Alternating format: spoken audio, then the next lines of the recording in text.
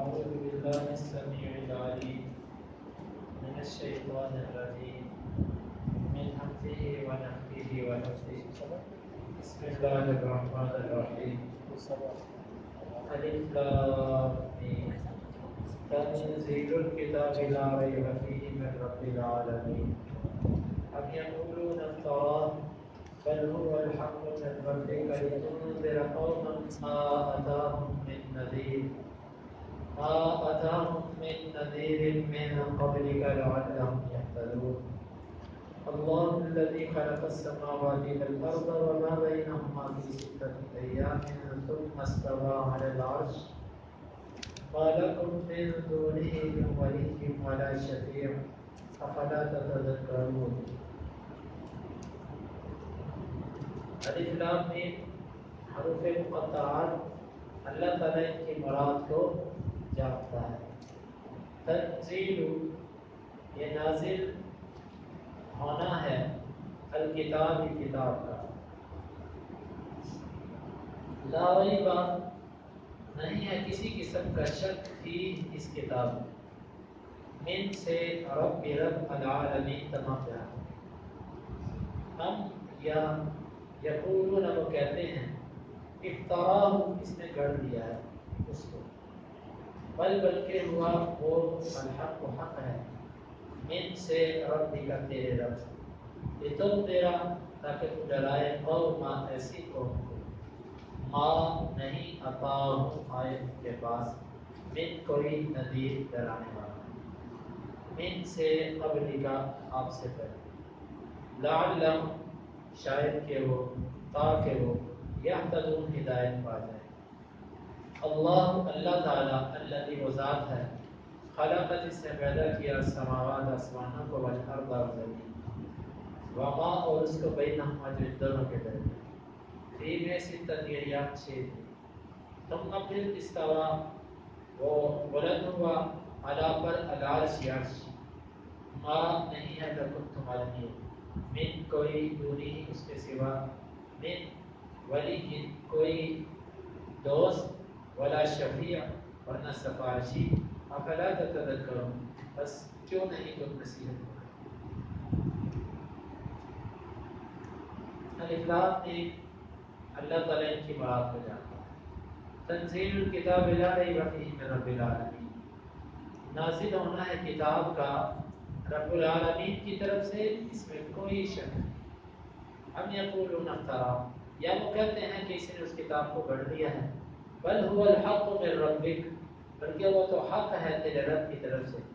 لتنذر قوما ما اتاهم من نذیر تاکہ تو ڈرائے ایسی قوم کو کہ جن کے پاس کوئی ڈرانے والا نہیں آیا من قبل کا آپ سے پہلے لعلهم يهتدون تاکہ وہ ہدایت پائیں. اللہ الذی خلق السماوات والارض وما بینہما فی 6 ایام اللہ تعالیٰ وہ ذات ہے کہ جس نے زمین آسمان اور جو ان کے درمیان ہے ان کو 6 دنوں میں پیدا کیا. ثم استوى على العرش پھر وہ بلند ہوا عرش پر. ما لکم من دونہ من ولی ولا شفیع نہیں ہے تمہارے لیے اس کے سوا کوئی دوست ورنہ کوئی سفارشی. افلا تتذکرون بس کیوں نہیں نصیحت کرتے. یہ سورہ سجدہ ہے. اس کو سجدہ اس لیے کہا جاتا ہے کہ اس میں سجدے کا ذکر ہے. نبی صلی اللہ علیہ وسلم جمعے کے دن اس سورت کو فجر کی پہلی رکعت میں پڑھا کرتے تھے. امام ابن القیم رحمہ اللہ نے اس کی توجیہ یہ لکھی ہے. وہ فرماتے ہیں کہ زاد المعاد میں اس کی وجہ یہ ہے کہ ان دونوں صورتوں کے اندر سورہ سجدہ کے اندر بھی اور سورۃ الدہر کے اندر ان دونوں صورتوں میں اللہ تعالیٰ نے کائنات کی ابتدا اس کی انتہا انسانیت کی پیدائش اور انسان کا انجام ان چیزوں کا ذکر کیا. اور یہ ساری کی ساری جو چیزیں بنی اور بنائی گئی انسانیت کی ابتدا اور پھر جنت اور پھر یہ معاملات یہ سب کے سب جمعے کے دن اور قیامت بھی جمعے کے دن ہوگی. تو فرماتے ہیں گویا کہ جمعے کے دن ان صورتوں کو پڑھ کر وہ سارے ایک ماضی کی تاریخ اور آنے والے کچھ واقعات ان کی یاد دہانی کروائی جاتی ہے کہ آج کے دن وہ دن ہے کہ جس کے اندر تاریخی معاملات ہوئے. آدم علیہ السلام کو جنت میں داخل بھی اس دن کیا گیا، آدم علیہ السلام کی پیدائش بھی اسی میں ہوئی، آدم علیہ السلام کو جنت سے نکالا بھی اسی دن گیا، زمین پر اتارا گیا، توبہ بھی اس دن قبول ہوئی، قیامت بھی اسی دن آئے گی، بڑا اہم ترین دن ہوتا ہے جمعے کا۔ تو گویا کہ ان دو صورتوں کے اندر انہی معاملات کا ذکر ہے جو اس دن طے ہوئے تھے، جو اس دن مکمل ہوئے تھے۔ اسی مناسبت سے نبی صلی اللہ علیہ وسلم فجر کی پہلی رکعت کے اندر سورہ سجدہ کو پڑھا کرتے تھے اور دوسری رکعت کے اندر سورہ نحل کو پڑھا کرتے تھے۔ سورہ سجدہ یہ پوری پڑھنی چاہیے، نبی صلی اللہ علیہ وسلم کا یہ طریقہ تھا۔ اہل علم نے اس بات پہ رد کیا، امام نووی رحمہ اللہ نے بھی، امام ابن القیم رحمہ اللہ نے زاد المعاد میں، اور اسی طرح دیگر ائمہ نے اس بات پر رد کیا کہ جو بعض ائمہ کی عادت ہوتی ہے کہ وہ آدھی صورت پڑھتے ہیں، درمیان سے پڑھتے ہیں، آخر سے پڑھ دیتے ہیں۔ راجح قول کے مطابق یہ پڑھنا جمعہ کے دن فرض نہیں ہے، آپ کچھ اور بھی پڑھ سکتے ہیں، لیکن یہ کہ ایک رکوع پڑھ دینا، آدھا پڑھ دینا اور یہ کہنا کہ سنت پر عمل ہو گیا، یہ کوئی سنت نہیں۔ سنت پوری صورت پڑھنا ہے، اگر آپ پوری نہیں پڑھنا چاہتے کسی وجہ سے تو چھوڑ دیں، کچھ اور پڑھ دیں، لیکن اگر سنت کی وجہ سے پڑھنا ہے تو یہ پوری صورت پڑھی جائے تو یہی سنت ہے۔ تنزیل الکتاب لا ریب فیہ من رب العالمین، الف لام میم حروف مقطعات، مقطع اس کا مطلب ہوتا ہے کاٹ کاٹ کے پڑھے جانے والے۔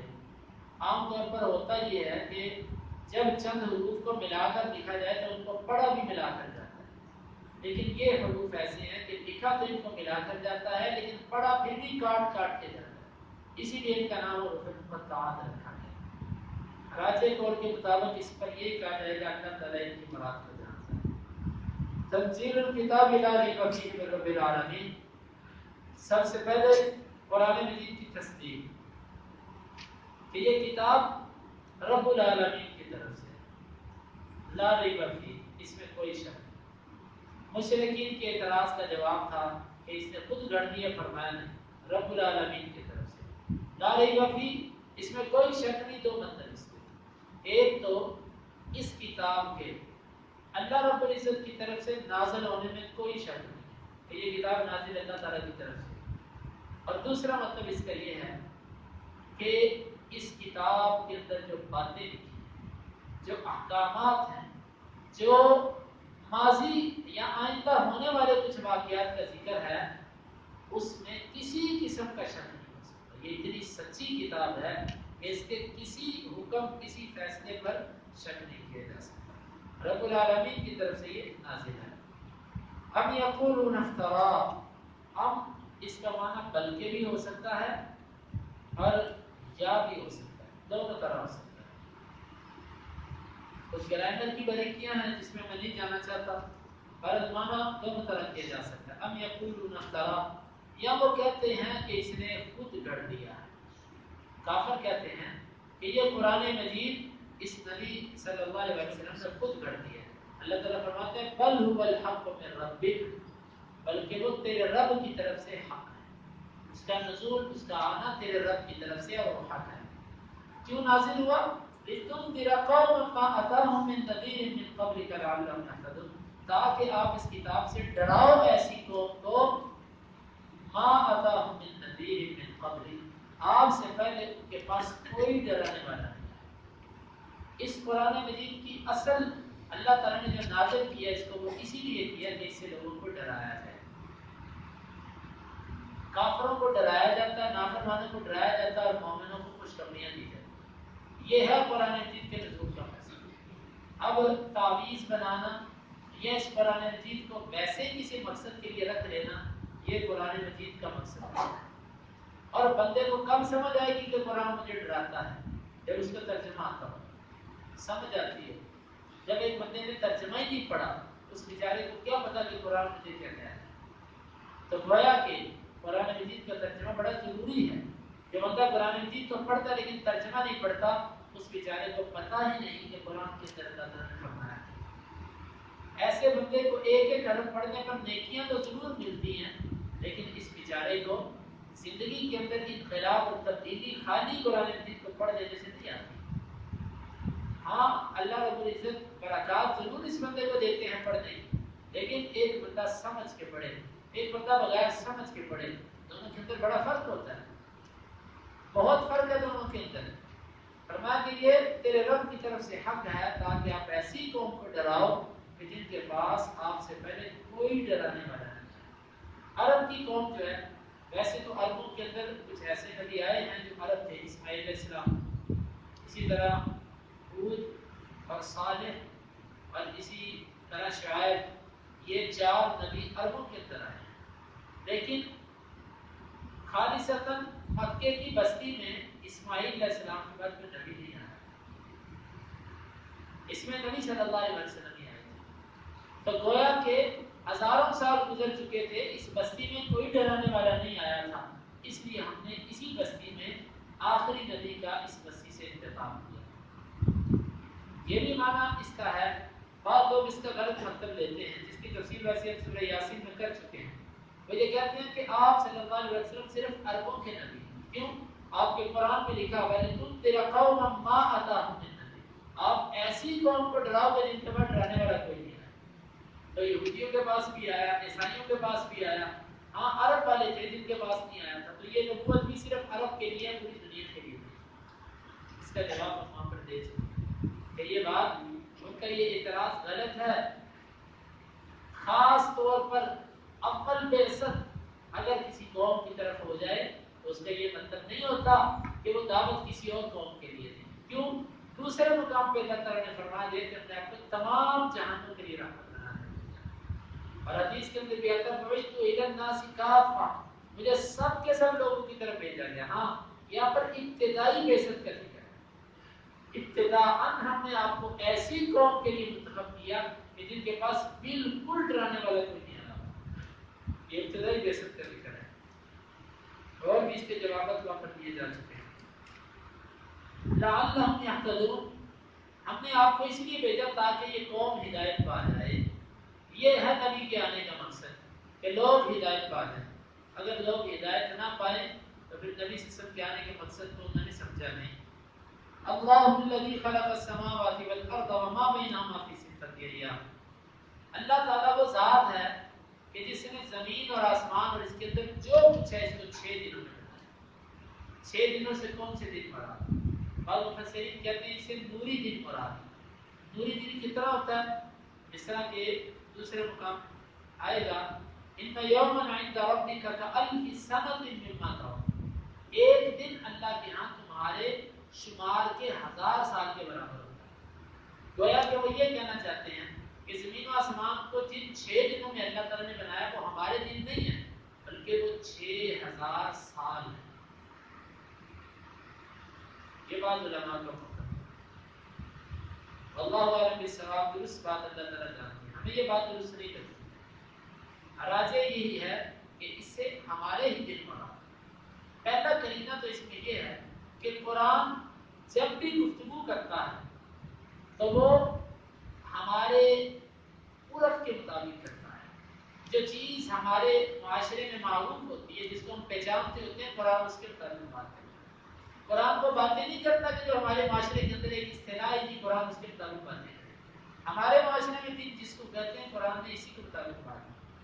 رہی یہ بات کہ یہ دن اس لیے مراد نہیں کیونکہ یہ دن سورج اور چاند کے ساتھ تعلق رکھتے ہیں، اور جب اللہ تعالیٰ نے زمین و آسمان کو بنایا تب تو سورج چاند تھے۔ ایک بہت بڑا اعتراض ہے، وہ یہ کہتے ہیں کہ تم جو کہتے ہو کہ یہ دن مراد ہے، تو ان دنوں کا تعلق تو سورج اور چاند کے ساتھ ہے، تو جب اللہ تعالیٰ نے زمین اور آسمان کو بنایا تب تو سورج اور چاند تھے۔ ہم کہتے ہیں چلو آپ کی بات کو لے لیتے ہیں، آپ کہتے ہیں کہ 1000 سال کے برابر ایک دن ہے۔ ہم کہتے ہیں جب آپ خود کہتے ہیں کہ سورج چاند نہیں تھا تو 1000 سال کا اندازہ کیسے لگایا آپ نے؟ سورج چاند تو نہیں تھا، سورج چاند ہوتا تو 1000 سال کا اندازہ لگتا، جب سورج چاند ہی نہیں تھا تو پھر آپ نے 1000 کا اندازہ کیسے لگایا؟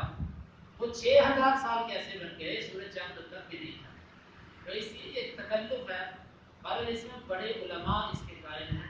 احترام کے ساتھ ہم ان کے موقف سے اختلاف رکھتے ہیں، اور جو موقف میں بیان کر رہا ہوں یہ بھی بہت بڑے بڑے مفسرین کا موقف ہے، اس سے یہی دن مراد ہے۔ تو اس لیے بظاہر اس میں 6 دن مراد ہے، انشاءاللہ اس پر مزید بھی دلائل کسی موقع پر بیان کر دیے جائیں گے.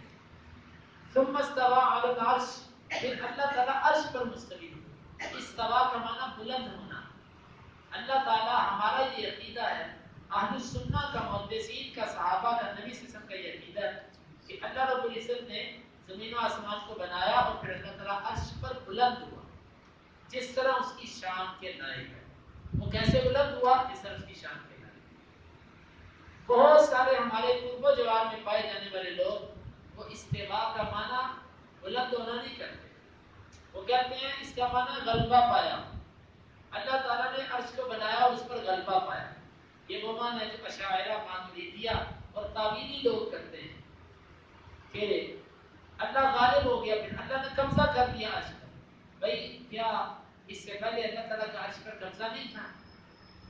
اس سے پہلے اللہ تعالیٰ اس پر غالب نہیں تھا؟ وہ اللہ تعالیٰ کی طاقت سے باہر تھا؟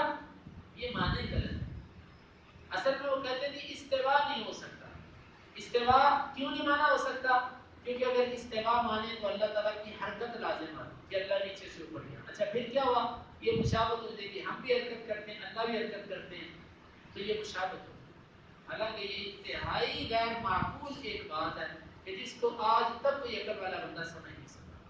کیا جو بھی چیز حرکت کرے وہ ایک جیسی ہوتی ہے؟ ہماری حرکت، فرشتوں کی حرکت، جنوں کی حرکت، کیا سب حرکتیں ایک جیسی؟ خالق اور مخلوق کا اتنا فرق ہے، حرکت کے لفظ سے دونوں کو تشبیہ دے دینا یہ کہاں کا انصاف ہے؟ یہ تو اگر یہی مشابہت ہے پھر ہماری بھی ذات ہے اور اللہ تعالیٰ کی بھی ذات ہے، یہ بھی مشابہت ہو گئی. اللہ کی ذات بھی ہے، ہماری ذات بھی، یہ بھی مشابہت ہو گئی. تو یہاں پر پھر کہا جاتا ہے کہ نہیں نہیں، اللہ کی ذات ویسے جیسے اس کی شان کے لائق، ہماری ذات ویسے جیسے ہم مخلوق.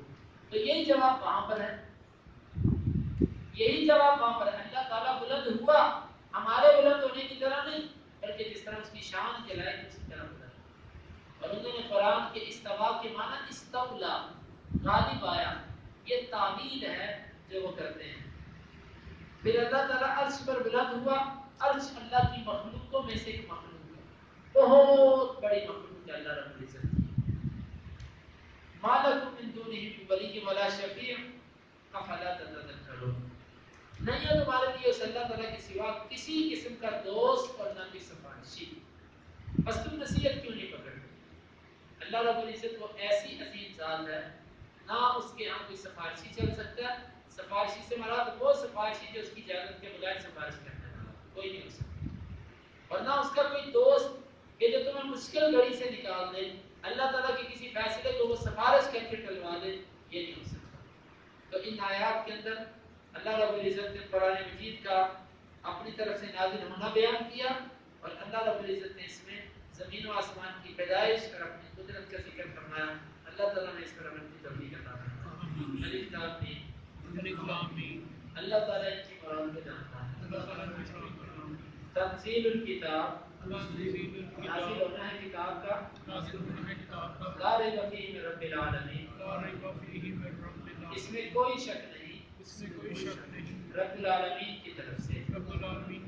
ہم یقولون افترا، یا وہ کہتے ہیں کہ اس نے گھڑ دیا ہے،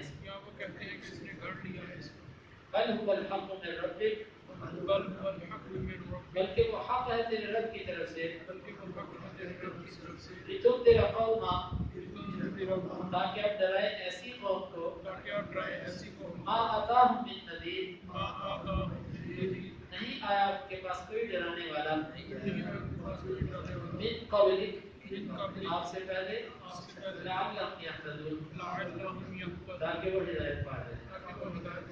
اللہ الذی، اللہ تعالیٰ وہ ذات ہے، خلق السماوات والارض، جس سے پیدا کیا آسمانوں اور زمین کو، وما بینہما، اور جو ان دونوں کے درمیان ہے، فی ستۃ ایام، 6 دنوں. ثم استوى علی العرش، پھر وہ بلند ہوا عرش پر. ما لکم، نہیں ہے تمہارے لیے، من دونہ، اس کے سوا، من ولی، کوئی دوست، ولا شفیع، نہ سفارشی. افلا تتذکرون، بس تم نصیحت کو نہیں پکڑتے. اللهم انفعنا بما علمتنا وعلمنا ما ينفعنا وزدنا علما. اللهم اقسم لنا من خشيتك ما يحول بيننا وبين معاصيك، ومن طاعتك ما تبلغنا به جنتك، ومن اليقين ما تهون به علينا مصائب الدنيا. متعنا اللهم بأسماعنا وأبصارنا وقوتنا أبدا ما أحييتنا، واجعله الوارث منا، واجعل ثأرنا على من ظلمنا، ولا تجعل مصيبتنا في ديننا، ولا تجعل الدنيا أكبر همنا ولا مبلغ علمنا، ولا تسلط علينا من لا يرحمنا. وآخر دعوانا الحمد لله.